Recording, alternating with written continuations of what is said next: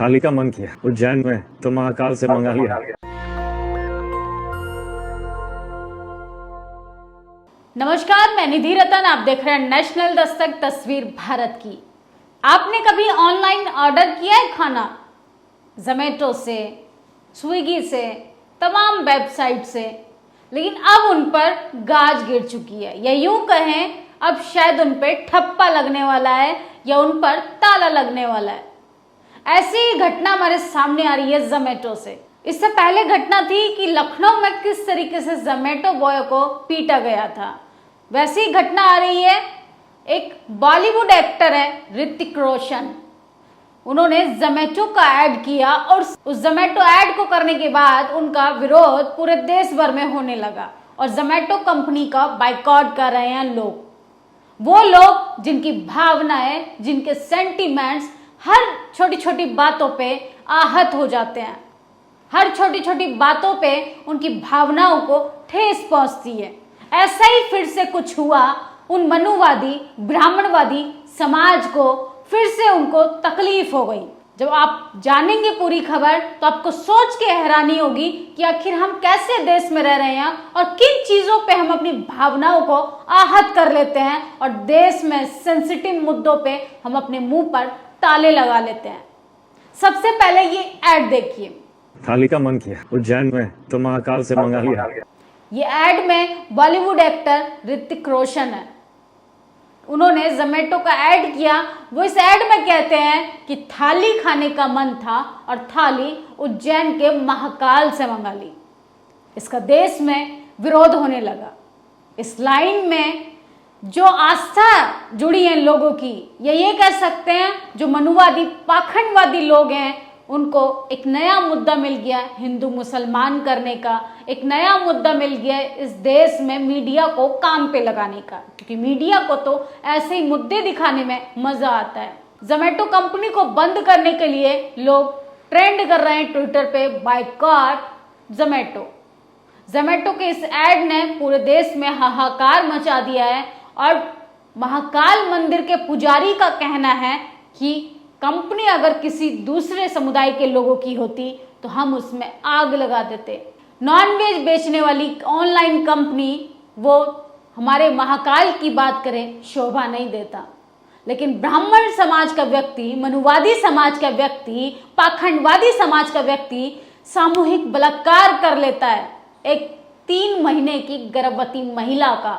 उस आरोपी को जेल से रिहा कर दिया जाता है। इसके बावजूद उनको मिठाई खिलाई जाती है और उनको माला पहनाई जाती है। ऐसा है हमारा देश और ऐसे हैं देश के वासी। सोचिए किस तरीके से बिल्किस बानो के साथ अपराध हुआ, और अपराध से भी बदतर अगर कोई शब्द होता शायद मैं वो इस्तेमाल करती। किस तरीके से एक महिला का बलात्कार किया जाता है और उसके आरोपियों को उम्र कैद की सजा सुनाई जाती है, लेकिन बावजूद इसके कि वो ब्राह्मण समाज से, मनुवादी समाज से हैं, उनको रिहा कर दिया जाता है। और रिहा करने के लिए उनको माला पहनाई जाती है, ढोल नगाड़े बजाए जाते हैं, उनका भव्य स्वागत होता है। यह है देश की स्थिति। सोचिए क्या गुजरी होगी उस बिल्किस बानो पे। छोटी छोटी चीजों पे हम अपनी भावनाएं आहत कर लेते हैं। हम जोमेटो कंपनी का बायकॉट कर रहे हैं, हम बॉलीवुड एक्टर का बायकॉट कर रहे हैं, लेकिन ऐसे लोगों के लिए हम आवाज क्यों नहीं उठाते जो एक महिला के दोषी हैं, जो एक गर्भवती महिला के साथ सामूहिक बलात्कार के दोषी हैं। उनको जेल से रिहा कर देती है सरकार, इस पर कोई आगे नहीं आता।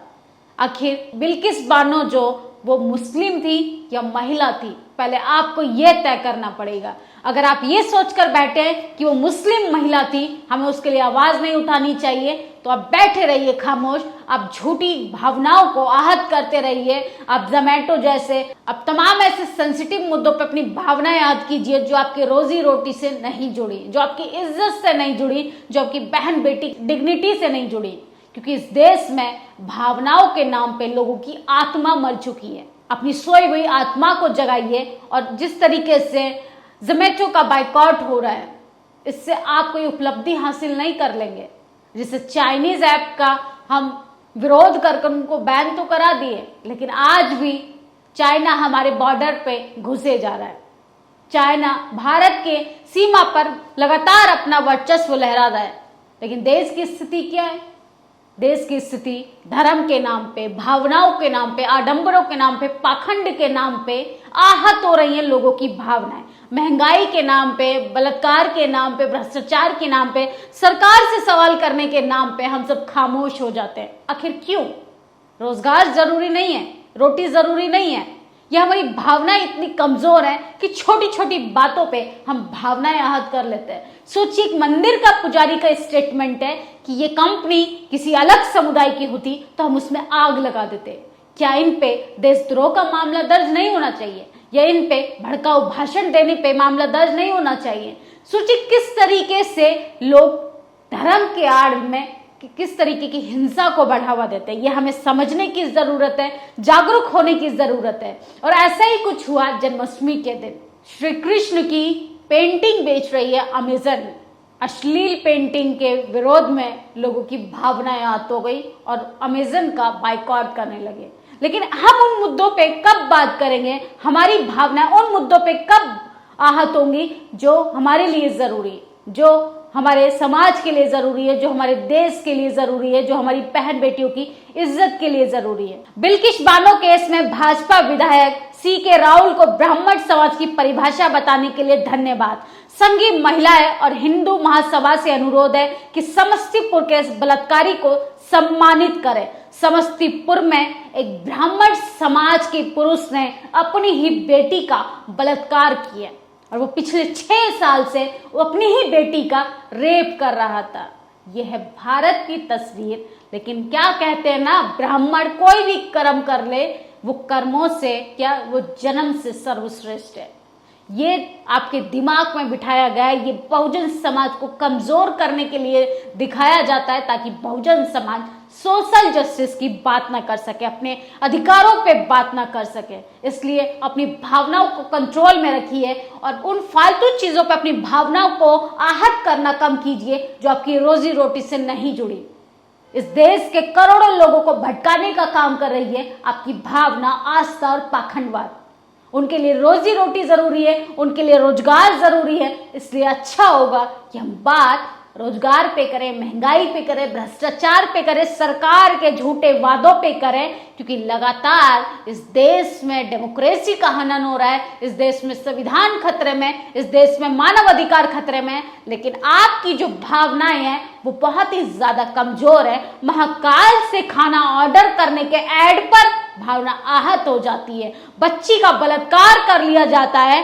प्रेग्नेंट महिला की 3 महीने की प्रेग्नेंट महिला के साथ सामूहिक बलात्कार होता है और उस पर लोगों की भावनाएं आहत नहीं होती। तो ऐसी भावनाओं पे थू है और अपनी भावनाओं को जरा कंट्रोल में रखकर खुद से सवाल कीजिए, क्या वाकई में आपकी भावनाएं सही चीज के लिए है, या वाकई में आपकी भावनाओं से इस देश को प्रगति मिलेगी? आपकी इस वीडियो पे क्या राय है, कमेंट बॉक्स में मुझे जरूर बताएं। शुक्रिया। नेशनल दस्तक की आपसे गुजारिश है कि अगर इसको बचाना चाहते हैं तो नेशनल दस्तक को सब्सक्राइब करने के लिए रेड कलर के सब्सक्राइब बटन को दबाएं, फिर बेल आइकन की घंटी दबाएं।